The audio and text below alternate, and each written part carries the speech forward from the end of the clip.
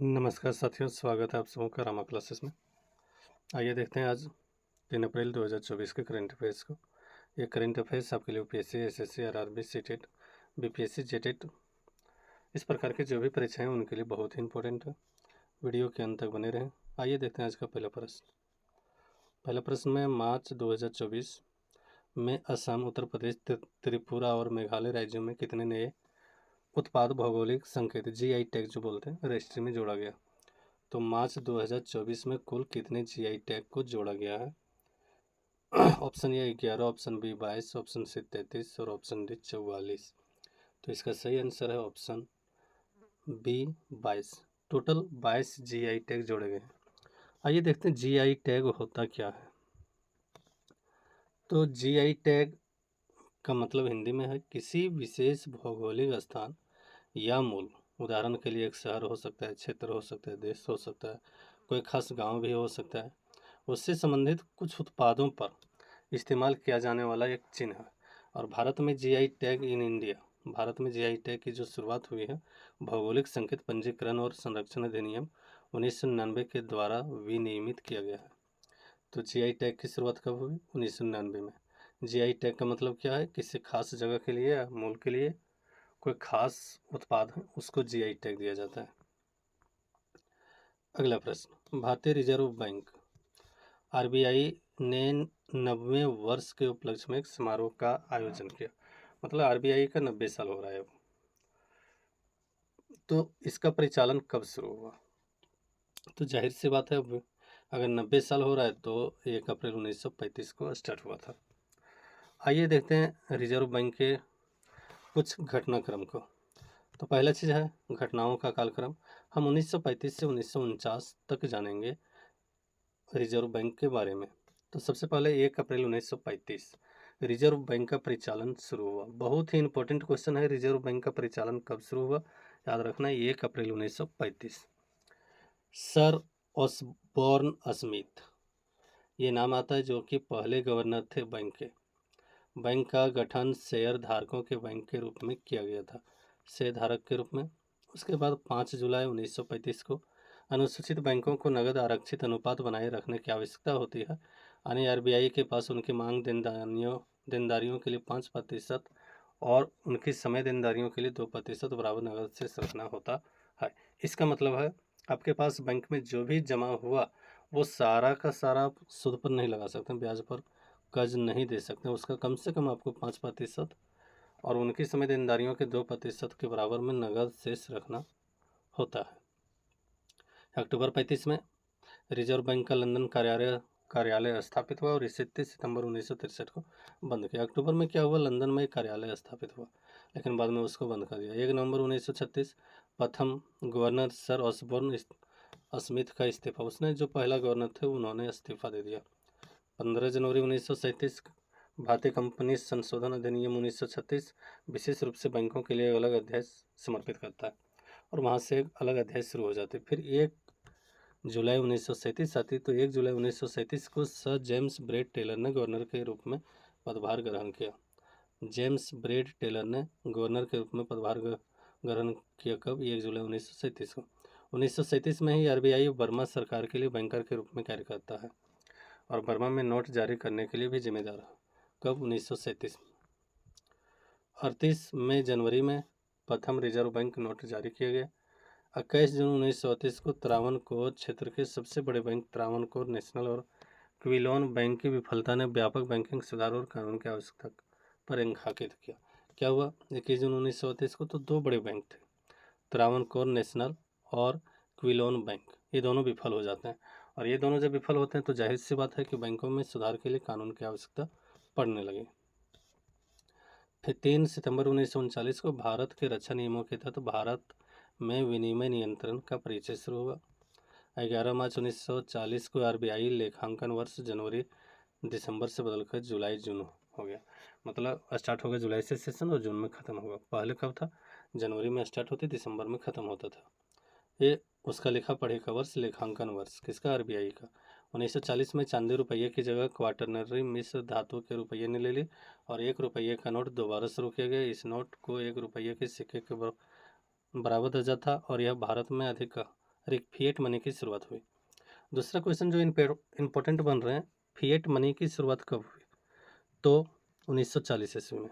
कब fiat money की शुरुआत? 1940 ईस्वी। 11 अगस्त 1943 को सर सी.डी. देशमुख ने राज्यपाल के पद से पदभार ग्रहण किया।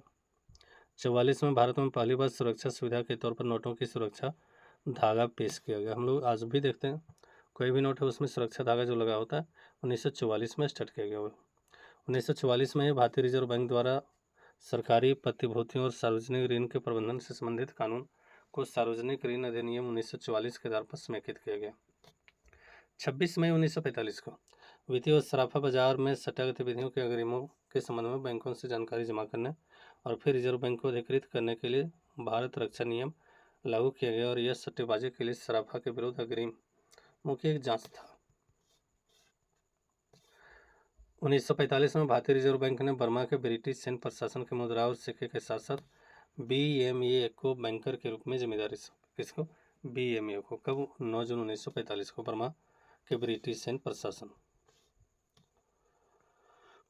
12 जनवरी 1946 को बेहिसाबी दर पर अंकुश लगाने के लिए 500, 1000 और 10,000 के उच्च मूल्य वर्ग वाले बैंक नोटों को बंद कर दिया। मतलब उस समय जो 500, 1000 और 10,000 का नोट छपते थे उसको बंद किया गया।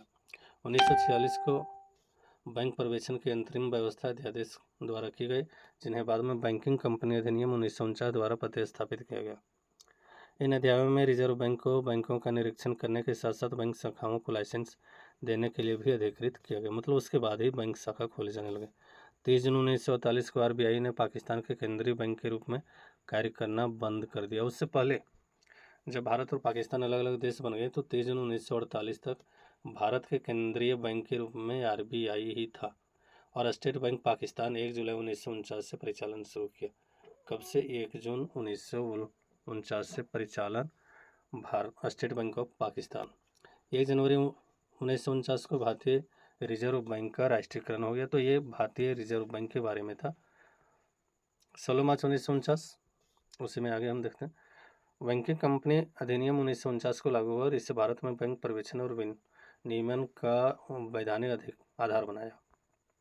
बैंकों को तरल संपत्ति बनाए रखने के लिए आवश्यक वैधानिक तरलता अनुपात पहली बार पेश किया गया और बैंकिंग कंपनी अधिनियम को बाद में बैंकिंग विनिमय अधिनियम का नाम दिया गया। 1 जुलाई 1949 को सर बेनेगल रामा राव ने राज्यपाल के रूप में पदभार ग्रहण किया। उसके बाद 19 सितंबर 1949 को येन स्टर्लिंग क्षेत्र देशों द्वारा अवमूल्यन के परिणाम स्वरूप रक्षात्मक उपाय के रूप में रुपये का 30.5% अवमूल्यन हुआ। तो इस पहली बार अवमूल्यन हो रहा है 19 सितंबर 1949 को 30.5%। तो ये था भारतीय रिजर्व बैंक के बारे में, RBI के बारे में। और अब आज का तीसरा प्रश्न, निम्नलिखित में कौन सा देश एशिया में सबसे अधिक विदेशी फंड का आकर्षण करता बना? मतलब सबसे ज़्यादा विदेशी फंड किस देश ने जमा कर पाया? तो सही आंसर है B नंबर, भारत। सबसे ज़्यादा विदेशी फंड भारत। अगला, भारत के नए फाइटर जेट तेजस MK1 ये की पहली उड़ान सफल कहाँ से संपन्न हुई? तो पहला उड़ान ये कहाँ से सफल हुआ? तो बेंगलुरु से। कहाँ से? बेंगलुरु से, सही आंसर। हाल ही में किस देश ने वायुमंडलीय और अंतरिक्ष पर्यावरण निगरानी के लिए उपग्रह का सफलतापूर्वक परीक्षण किया? Option A America, option B Japan, option C चीन और ऑप्शन डी भारत। सही आंसर क्या होगा? तो सही आंसर इसका होगा C नंबर, चीन। तो चीन ने वायुमंडलीय और अंतरिक्ष पर्यावरण निगरानी के लिए उपग्रह का सफलतापूर्वक परीक्षण किया।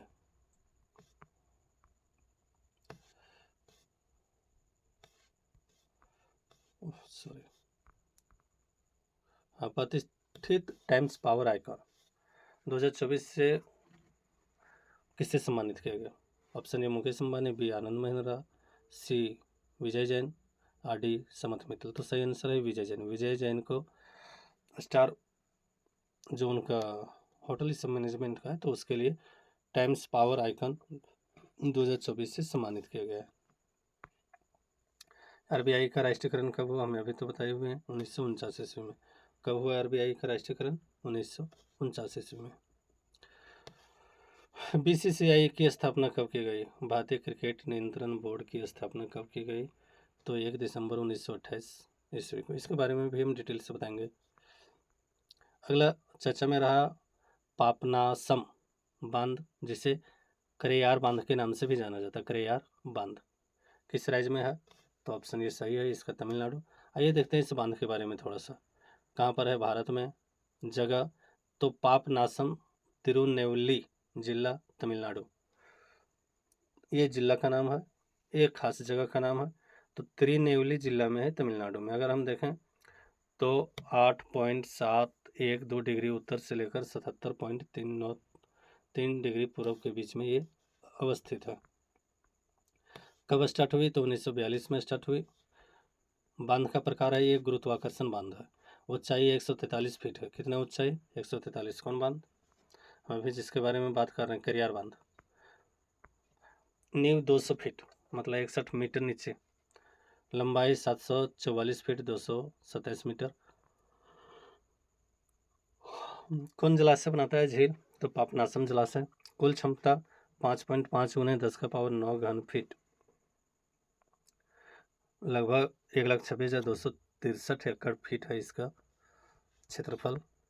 बिजली घर ऑपरेटर यह Tamil Nadu general and distribution corporation limited के तहत आयोग की तारीख है 1:8 जुलाई 1944 और दूसरा इकाई खोला गया 12 दिसंबर 1944। पहला इकाई 8 जुलाई 1944 और दूसरा 12 दिसंबर 1944 को खोला गया।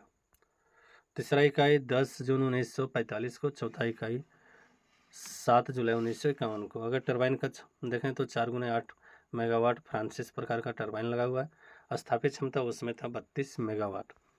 आज का 10वां प्रश्न और ये आज का अंतिम प्रश्न है। भारत में पहली बार सर्वोच्च न्यायालय की स्थापना कब हुई? ये तो पता है यहाँ 1773 ईस्वी में।